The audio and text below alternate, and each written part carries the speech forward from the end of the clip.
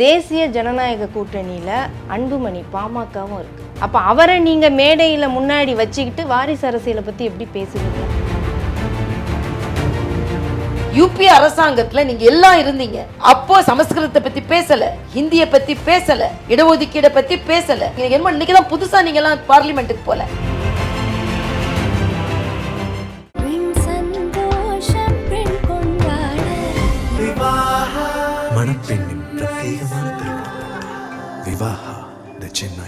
ஊழலுக்கு எதிரானவர்கள் அப்படின்னு பாஜக சொல்லுதுன்னா, ஊழலுக்காக தண்டனை பெற்றவர்கள் எத்தனை பேர் இருக்கிறாங்க? பாஜக ஆட்சி வந்ததற்கு பிறகு அந்த ஊழல் செய்தவர்கள் உடனுக்குடன் தண்டனை பெற்றார்கள் அப்படிங்கிற லிஸ்ட் என்ன மேம் இருக்கும்? எப்ப விவாதத்துக்கு போனாலும் மணிப்பூரை பாரு, உத்தரப்பிரதேச பாரு, மகாராஷ்டிராவை பாரு, தமிழ்நாட்டை பாருங்க. நீங்க மற்ற மாநிலங்கள், பாஜக ஆளக்கூடிய மாநிலங்கள்ல பாஜக அரசு என்னென்ன பண்ணியிருக்கு, பில்கிஸ் பானு விஷயமா இருக்கட்டும், ஆசிஃபா விஷயமா இருக்கட்டும், எல்லாத்துலேயும் முன்னுதாரணம் இருக்கு. அப்ப நீங்க இங்க பேசும்போது இந்த டபுள் என்ஜினை எப்படி நம்புறது, பாஜகவை எப்படி நம்புறது? இந்த மூஞ்சி அழுத்தத்திற்கு பயப்படாத மூஞ்சினா எத்தனை 37 வருஷம் அழுத்தம் வீட்டுக்குள்ள இருந்து வெளியே வந்து சொல்றதா? சமூக நீதி பேசுவதற்கு ஸ்டாலின் அரசுக்கும் திருமாவளவனுக்கும் கூட்டணி கட்சிகளுக்கும் செல்வ பெருந்தைக்கும் தார்மீக உரிமை கிடையாதுன்னு சொல்றேன். சாதிய தலைவர்களோ இல்ல அந்த சாதிக்காக போராடக்கூடிய தலைவர்களோ தான் செய்யணும்னு ஏதாவது அப்படி இல்லையே.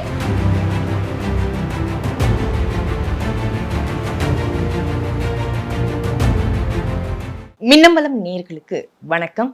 முன்னாள் ஆளுநரும் பாஜகவின் மூத்த தலைவருமான திருமதி டாக்டர் தமிழிசை சவுந்தரராஜன் அவர்களிடம் பேச இருக்கின்றோம். வணக்கம் மேம். வணக்கம்ப்பா. வணக்கம் வணக்கம் வணக்கம். நலமா இருக்கீங்களா? நல்லா இருக்கும். 2026 தமிழ்நாட்டில் சட்டப்பேரவை தேர்தல் களம் சூடுபிடிக்க ஆரம்பித்து விட்டது அப்படின்னு சொல்லலாம். நீங்களாம் பரபரப்பாக இயங்கிட்டு இருக்கீங்க. இந்த தேர்தலில் பாஜக என்ன வாக்குறுதிகளை தமிழ்நாட்டு மக்களுக்கு கொடுத்து சந்திக்க போகிறது இந்த தேர்தலை? முதலில் அனைவருக்கும் வணக்கம். பாரதிய ஜனதா கட்சியை பொறுத்தமட்டில் தேசிய ஜனநாயக கூட்டணியின் ஒரு அங்கமாகத்தான் நாங்கள் போட்டி போடுகிறோம். தமிழகத்தை பொறுத்தமட்டில் பாஜக தேர்தல் அறிக்கையை தயாரித்து கொண்டிருக்கிறோம். நாங்கள் அந்த தேர்தல் அறிக்கையின் கொள்கையாகவே போட்டிருப்பது மக்களிடமிருந்து மக்களுக்காக, மக்களுக்காக மக்களிடமிருந்து. அதனால் நீங்கள் பார்த்துருப்பீங்க, 30ஆம் தேதி 38 மாவட்டங்களுக்கும் வாகனங்கள், அதில் பெட்டிகள், நாங்கள் வைக்கிற பெட்டி வேறு, மற்றவங்க பெட்டி மாதிரி இல்லை. நாங்கள் கோரிக்கை பெட்டி தான் எங்களால் வைக்க முடியும். கோரிக்கை பெட்டிகள் வைத்து மக்களை நோக்கி நாங்கள் செல்கிறோம். நாமளே ஏதோ அவங்களுக்கு பிரச்சனை இருக்குன்னு நினச்சிட்டு கொடுக்கறத விட அவங்களுக்கு உண்மையாக என்ன வேணும்னு கேட்டு அதன் மூலம் நிறைவேற்றலாம் அப்படின்ட்டு இருக்கோம். அதனால் தேர்தல் அறிக்கை வந்த பிறகு தான் நாங்கள் எதை தயாரிக்கிறோன்னு தெரியும். ஆனால் ஒரு லிஸ்ட்டே இருக்குல்ல மேம். பேரிடர் நிவாரண நிதி கொடுக்கலை, கீழடி ஆய்வறிக்கை வெளியிடப்படலை, தமிழ்நாட்டு மக்களுக்கு சேர வேண்டிய அந்த கல்விக்கான சமக்கிர சிக்ஷா அபியான் அந்த திட்டத்தின் கீழ் கல்வி நிதி வரலை, அதெல்லாம் இருக்கு. இப்போ இதெல்லாம் பாஜக பெற்று கொடுக்குமா? இல்லை, இதில் பிரச்சாரம் என்பது நேரடி பிரச்சாரம் ஒன்று, பொய் பிரச்சாரம் என்று ஒன்று. ஒரு அரசாங்கம் என்று இருக்கும் பொழுது அந்த அரசாங்கத்திற்கும் மத்திய மாநில அரசுகளுக்கும் ஒரு இணக்கமான சூழ்நிலை வேண்டும். தமிழக முதலமைச்சர் முதலிலிருந்தே குற்றம் சாட்டுவதை மட்டுமே ஒரு கொள்கையாக கொண்டிருக்கிறார். உதாரணத்திற்கு பேரிடர் நிவாரண நிதி என்பது ஏற்கனவே நான் அட்மினிஸ்ட்ரேஷனில் இருந்ததுனால சொல்கிறேன், மாநில பேரிடர் நிவாரண நிதின்னு ஒன்று இருக்கும். உடனே நம்ம எடுத்து அதை செலவு செய்துக்கலாம். அதற்கு அப்புறம் மேலே இருந்து பார்வையாளர்கள் வருவார்கள். தமிழகத்தில் இதுவரைக்கும் நீங்கள் யூபிஏ கவர்மெண்ட்டில் எப்போ பார்வையாளர்கள் வந்தாங்க, பாஜக ஆட்சியில் எப்போ பார்வையாளர்கள் வந்தாங்கன்னு பழைய பத்திரிகை எடுத்து பாருங்கள்.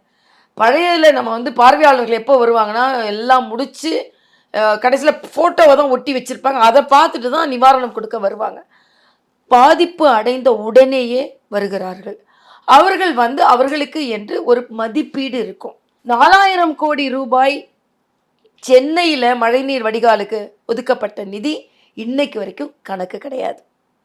சமக்கிர சிக்ஷா அபியான் மட்டும் இல்லை, புதிய கல்விக் கொள்கையில் எப்படி இதைத்தான் நீங்கள் செய்தால் இதற்கான நிதி என்று கொடுக்கும் பொழுது அந்த நிதி நீங்கள் அதை செய்யவில்லை, அதனால் மறுக்கப்படுகிறது. ஒரு மாநிலத்தை வெற்றிகரமாக மத்திய அரசு முற்றிலுமாக புறக்கணித்து வர முடியாது. ஒன்று இரண்டு பிரச்சனைகள் இருக்கிறது, ஆனால் அதற்கு காரணம் இருக்கிறது. இல்ல அந்த காரணம் தான் ஹிந்தியை ஏத்துக்கல அப்படின்னா இந்த சமக்கிர சிக்ஷா அபியான் திட்டத்துக்கு நிதி தரமாட்டோம் அப்படிங்கிறது. இது வந்து ஃபெடரலிசமா இல்ல எதேச்சதிகாரமா? நீங்க அதனாலதான் நாங்க கொடுக்கல அப்படின்னு நீங்க நழுவிட முடியுமா? ஒரு இல்ல, மாநிலத்தோட உரிமை சுயாட்சி இருக்குல்ல. ஹிந்தியை ஏற்றுக்கொள்வது என்பதே தப்பு. நீங்க எந்த மொழி வேணுமாலும் கற்றுக்கொள்ளலாம். எல்லா குழந்தைகளும் வேகமா ஓடிக்கொண்டிருக்கும் அது மொழியை மாத்திரம் வச்சு என்னோட தமிழ் குழந்தைகளை பின்னால இழுத்து கொண்டிருக்கிறீர்கள் என்பது எனக்கு மிகுந்த கவலையாக இருக்கிறது. உங்க வீட்டு பிள்ளைங்கள்லாம் படிக்கிறாங்க. எனக்குள்ள கவலை என்னன்னா, உதாரணத்துக்கு அடிக்கடி நான் வந்து எங்க அப்பா தமிழ் இசைன்னு பேர் வச்சுட்டு தமிழ் மீடியத்துல தான் படிக்க வச்சாங்க. ஆனா அன்னைக்கு தமிழ்னு பேசி கொண்டிருந்த கலைஞர் உட்பட திமுக தலைவர்களோட குழந்தைங்க யாரும் தமிழ் மீடியத்துல படிக்கல. பேர் சொல்ல விரும்பல. அவரோட மகள் கூட ஆங்கில பள்ளியில தான் படிச்சாங்க. எங்க அப்பா தமிழ் மீடியத்துல என்னை படிக்க வச்சாங்க. இந்த மாதிரி திணிக்கணும் அப்படின்னு மத்திய அரசு நினைக்கிறாங்க. ஆனா இது இல்லாமையே, இந்த இந்தி திணிப்பு இல்லாமையே தமிழ்நாடு முதல் இடத்துல தானே இருக்கு. கல்வியிலையும் முதல் இடத்துல தானே இருக்கு. இவங்க சொல்லி இதை படிச்சாதான் அடுத்து வரும்னு சொல்றாங்களே, அந்த மாநிலங்கள்லாம் என்ன நிலைமையில இருக்குன்னு ஒரு கேள்வி. இல்ல, இது வந்து இது விதண்டாவாதங்க. வாதம்னு கூட சொல்ல மாட்டேன், இது விதண்டாவாதம். நான் சொன்ன மாதிரி இதோட தாக்கம் இன்னும் 10 வருடம் கழித்து தான் தெரியும். இப்ப தெரியாது. இப்ப கல்வியில முன்னால இருக்கிறதுக்கு காரணம் எல்லாரும் ஒரே மாதிரி கல்வியை கற்றுக்கொண்டோம். மரியாதைக்குரிய காமராஜர் அதற்கு காரணம் நான் இன்னைக்கு வரைக்கும் சொல்வேன். ஏன்னா என் கணவர் உட்பட இன்னைக்கு பெரிய நெஃப்ராலஜிஸ்ட்னால அவங்க காமராஜர் கொண்ட கல்வி. இன்னைக்கு தமிழகம் கல்வியில எல்லா விதத்திலும், இன்னைக்கு பெரியார் பேசினாரு, ஆனா கல்வி கொடுத்தது பெரியவர் காமராஜர் தான். அதனால நமக்கு இதுக்கு முன்னால் அதிகமான தொழில்நுட்ப கல்லூரிகளை கொண்டு வந்து மரியாதைக்குரிய எம்ஜிஆர் அவர்கள். ஆக தமிழ்நாட்டில் இன்னைக்கு முதலில் இருக்கிறதாக இன்னைய திராவிட முன்னேற்ற கழகம் அதோட கிரெடிட் எடுத்துக்க முடியாது. இதை பத்தி நம்ம தனி விவாதமே வச்சு ஒரு ஆக்கப்பூர்வமாகவும் இருக்கட்டும். அது இப்ப அரசியல் அப்படின்னு வந்தா, நீங்க ஆரம்பத்திலேயே சொன்னீங்க தேசிய ஜனநாயக கூட்டணியில தமிழ்நாட்டுல பாஜக ஒரு அங்கம் அப்படின்னீங்க. ஆனா மோடி அவர்கள் இங்க வந்து பேசும்போது அந்த மதுராந்தகம் கூட்டத்துல கூட அதிமுக அப்படிங்கிற வார்த்தையே சொல்லல. என்டிஏ சர்க்கார் இது தமிழ்நாட்டுல எடுபடும் நினைக்கிறீங்களா? இல்ல, அதிமுக அண்ணன் எடப்பாடி அவர்களை கூட வைத்துக்கொண்டு அவர்களை சிறப்பு விருந்தினராக கூப்பிட்டு அப்படிதான் நிகழ்ச்சி நடக்குது. தேசிய ஜனநாயக கூட்டணி என்பது இந்தியா முழுவதும் சொல்லப்பட்ட ஒரு சொற்றொடர். தேசிய ஜனநாயக கூட்டணியில் அதில் அதிமுக இருக்குது, பாமக இருக்குது, அமமுக இருக்குது, தமிழ் மாநில தமாக இருக்குது, எல்லாமே தான் இருக்குது. அதனால பிரிச்சு சொல்லணும் அப்படின்னு இல்ல. அதனால இங்க தமிழ்நாட்டுல அதிமுக தானே லீடு மேடம். ஆமா, அப்படி இருக்கும்போது இப்ப காங்கிரஸ் இந்தியா அலைன்ஸ் அப்படின்னாலே திமுக தலைமையில இங்க அப்படிங்கிறது தான் வரும். தமிழ்நாடு மக்கள் அதை தான் எதிர்பார்ப்பாங்க. அப்படி இருக்கும்போது நீங்க இந்த சொற்றொடர் தமிழ்நாட்டு அரசியல்ல நீங்க எல்லாம் மூத்த தலைவர்கள், இந்த மாதிரி பிரச்சனைகள் சர்ச்சைகள் வரும்போதே நீங்களும் எடுத்து சொல்லியிருப்பீங்க. ஆனாலும் இன்ன வரைக்கும் அதே பிடிவாதத்துல பாஜக இருக்குன்னா அது எந்த மாதிரியான பிடிவாதம்லாம் இல்ல, அது ஒரு சொற்றொடர், அவங்க பயன்படுத்துகின்ற சொற்றொடர், அவ்வளவுதான். பீகார்லயும் சரி, இங்க நம்ம புதுச்சேரியில வரும்போது தேசிய ஜனநாயக கூட்டணி அப்படின்னு தான் சொல்லுவாங்க. அண்ணன் ரங்கசாமி அங்கதான் இருப்பாங்க. அதனால இது பாஜகவிற்கோட ஒரு சொற்றொடர்னு எடுத்துக்கொள்ள வேண்டுமே தவிர அதுல அதிமுக எங்கேயாவது ஒரு குழப்பம் ஏற்படுத்தலாம். அப்படி அதிமுகவை வந்து மதிக்கலைன்னா ஏன் அண்ணன் நம்ம எடப்பாடி அந்த நிகழ்ச்சிக்கு கூப்பிடணும், பிரதானமா அவரை நிலைநிறுத்தணும். அதனால இதுல வந்து அதிமுக கூட்டணியில் உள்ளவங்க யாரும் கவலைப்படலை, தேசிய ஜனநாயக கூட்டணி கவலைப்படலை, மக்களும் கவலைப்படலை.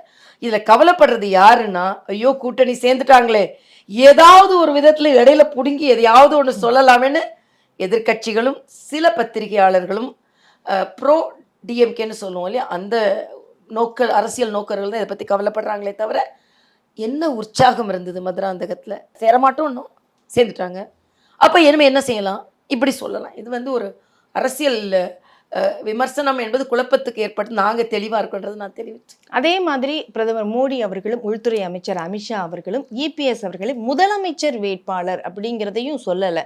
இது டே 1ல் இந்த சர்ச்சை வந்தது, இன்ன வரைக்கும் அதுக்கு தீர்வு காணப்படவே இல்லையே. முதலில் திருப்பி சொல்ல வேண்டிய அவசியம் இல்லை. மரியாதைக்குரிய உள்துறை அமைச்சர் அவர்கள் வந்து முதல் பதிவே அதிமுக தலைமையில் தான் தேசிய ஜனநாயக கூட்டணி தமிழ்நாட்டில் இருக்கும். மரியாதைக்குரிய எடப்பாடி பழனிசாமி அண்ணன் அவர்கள் தான் இதுக்கு தலைவர் அப்படின்னு சொல்லியாச்சு. சொன்னதுக்கு அப்புறம் அதை வைத்து தானே கூட்டணியை அமைத்தோம், அதை வைத்து தானே எல்லா கூட்டங்களும் நடைபெற்று கொண்டு இருக்கிறது. இதுவும் மறுபடியும் அமைத்து விட்டார்களே, ஏதாவது ஒரு குழப்பத்தை ஏற்படுத்த வேண்டும் என்பதற்காக பல பேர் சொல்வதே தவிர வேறு எதுவும் அதில் இல்லை. எந்த குழப்பமும் இல்லை. அதிமுக, பாஜக, பாமக, நாங்கள் எல்லாரும் ஒன்றா தான், தமாக எல்லாரும் ஒன்றா தான் பணியாற்றி கொண்டு இருக்கிறோம். நீங்க முன்வைக்கிறது பிரதமர் அவர்களே ஊழல், இன்னொன்று வாரிசு அரசியல் அப்படிங்கிறத முன்வைத்து தேர்தலை சந்திக்கிறாங்க. அதுதான் திரும்ப திரும்ப பேசப்படுது. அப்போ இந்த வியூகம் தமிழ்நாட்டுல இந்த தேர்தலில் எடுபடுமா? எடுபட வேண்டும், எடுபட வேண்டும். அது மட்டுமே இல்லை, அதாவது மோசமான அரசாட்சி நடந்து கொண்டிருக்கிறது என்பதை நாங்கள் முன்னிறுத்துவோம். ஆனால் வாரிசு அரசியல் என்பது அரசியலுக்கு மிக மிக ஒரு தமிழக அரசியலை பொறுத்த மட்டும் நான் சொல்கிறேன். ஏன்னா அன்னைக்கு உதயநிதியை கொண்டு வந்திருக்காங்க. பல அனுபவசாலிகள் கட்சியில் இருக்கிறாங்க. பாரதிய ஜனதா கட்சியை பொறுத்த மட்டும் இப்போ இங்கே எல்லாருக்குமே ஒரு நம்பிக்கை உண்டு. நாங்கள் இங்கே தமிழ்நாட்டில் 45 உறுப்பினர்கள், லட்சம் உறுப்பினர்கள், யார் வேண்டுமானாலும் கட்சி தலைவராகலாம், யார் வேண்டுமானாலும் முன்னுக்கு வரலாம் அப்படின்னு. ஆனால் தொடர்ந்து கலைஞர் ஆரம்பித்து அண்ணன் ஸ்டாலினுக்கு அப்புறம் தம்பி உதயநிதி இப்படி கொண்டு வந்து கொண்டிருக்கும் பொழுது ஜனநாயக ரீதியாக முடிவெடுக்க முடியாத ஒரு கட்சியினால் ஜனநாயக ரீதியாக நடந்து கொள்ளவும் முடியாது. ஆக அப்படி இருக்கும்போது தமிழக மக்களுக்கு கிடைக்க வேண்டிய திட்டங்கள், தமிழக மக்களுக்கு கிடைக்க வேண்டிய அனுபவம், தமிழக மக்களுக்கு கிடைக்க வேண்டிய தொலைநோக்கு பார்வை, இது அவங்க கட்சி மட்டும் இல்லை.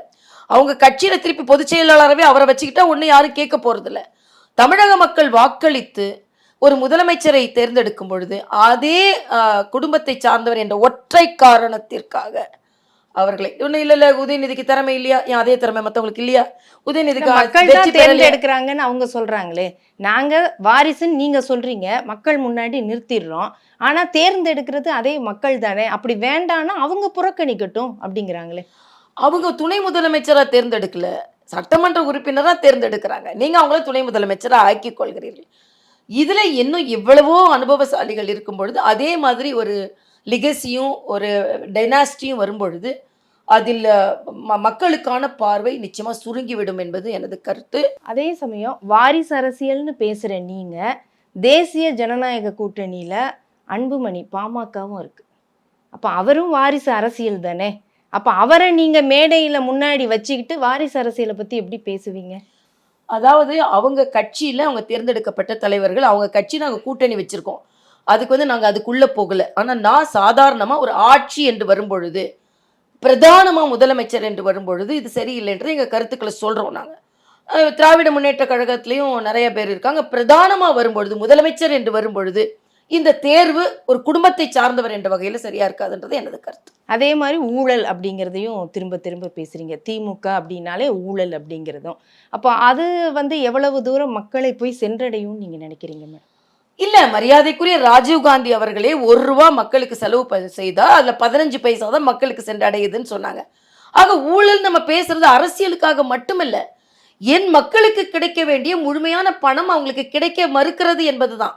இன்னைக்கு 13 அமைச்சர்கள் மீது ஊழல் குற்றச்சாட்டு இருக்குதுன்னா இவையெல்லாம் மக்களுக்கு சென்றடைந்திருக்க வேண்டிய பணம். ஆக இது சுருட்டப்படுகிற ஊழல்னு சும்மா ஒரு பேச்சுக்காக சொல்லலை.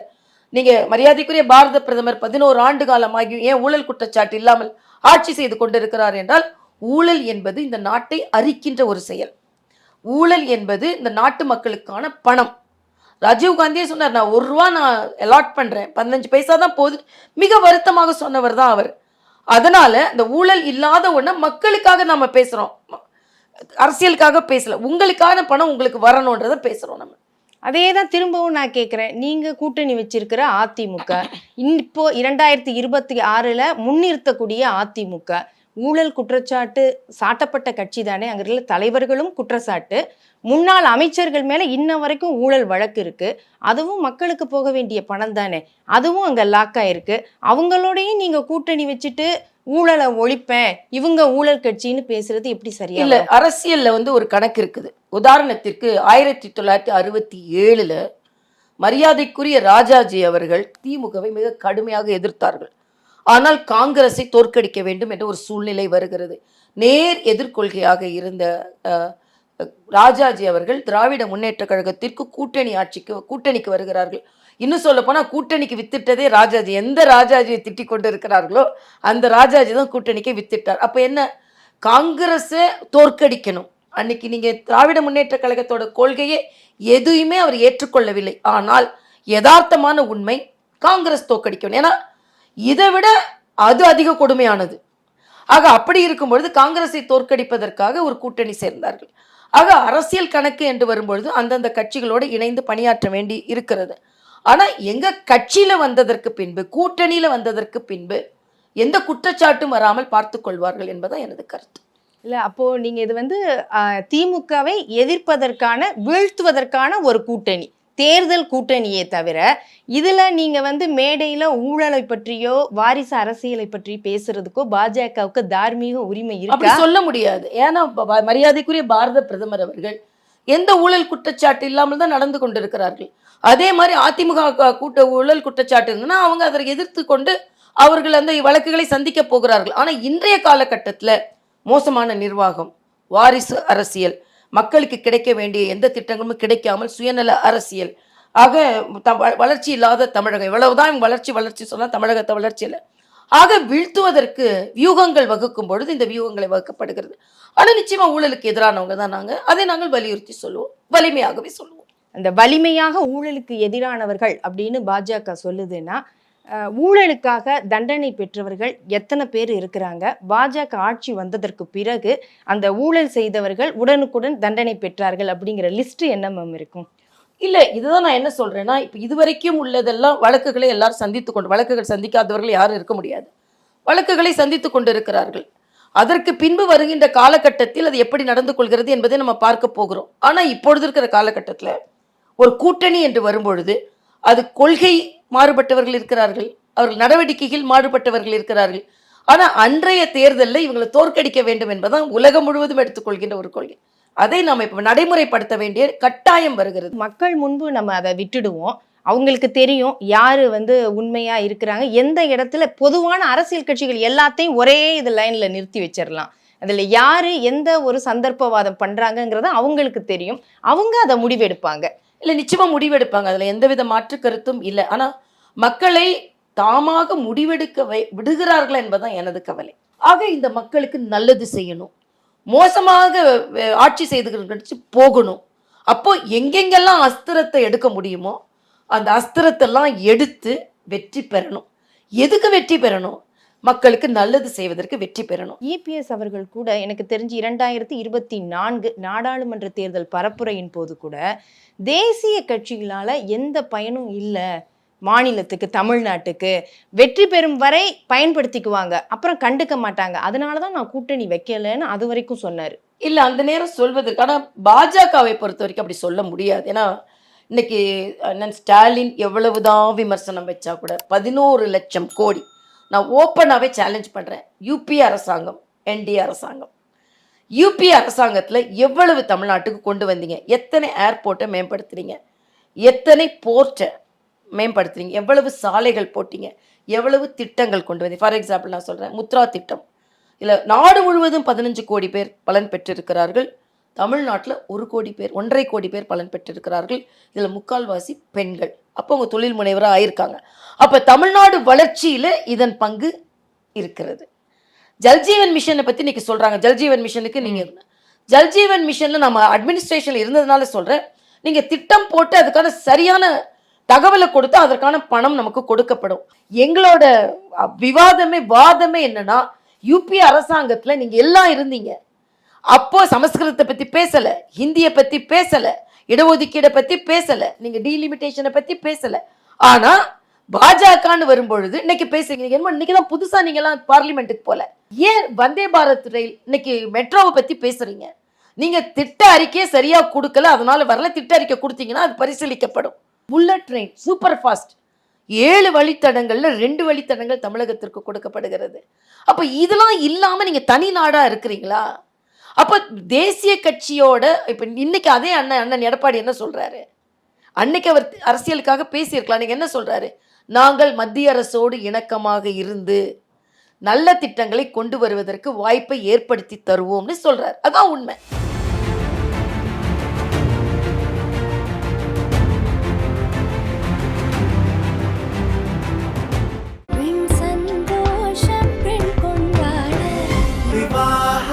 மணப்பெண்ணின் பிரத்யேகமான Chennai Silks. மின்னம்பலம்.com தமிழின் முதல் மொபைல் பத்திரிகை.